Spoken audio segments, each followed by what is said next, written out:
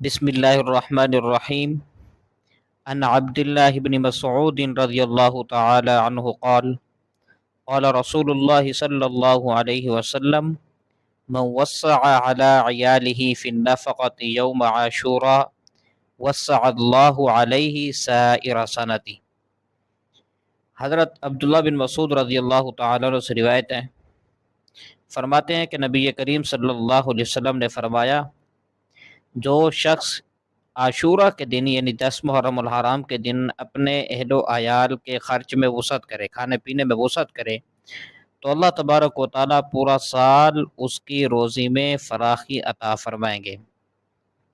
اب اس وسعت سے مراد کھانے پینے کی جو چیزیں ہیں، خرچہ ہے، دیگر ضروریات ہے، اس میں فراخی کرنا مقصود ہے۔ اور یہ اب سوال یہاں پر یہ ہوگا کہ چونکہ 10 محرم کا روزہ بھی ہوتا ہے تو اس پر اس حدیث پر عمل کیسے ہوگا؟ تو جو 10 محرم الحرام کا دن ہے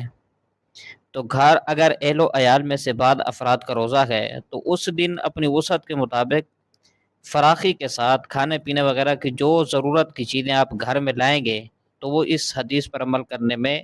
معاون ہوگی، اس حدیث پر عمل ہو جائے گا۔ البتہ اس معاملے میں اپنی وسعت کو دیکھا جائے، قرض وغیرہ لے کر بجا اخراجات، اسراف اور ریا سے بالکل پرہیز کیا جانا چاہیے۔ اللہ تبارک و تعالی ہمیں عمل کرنے کی توفیق عطا فرمائے، آمین۔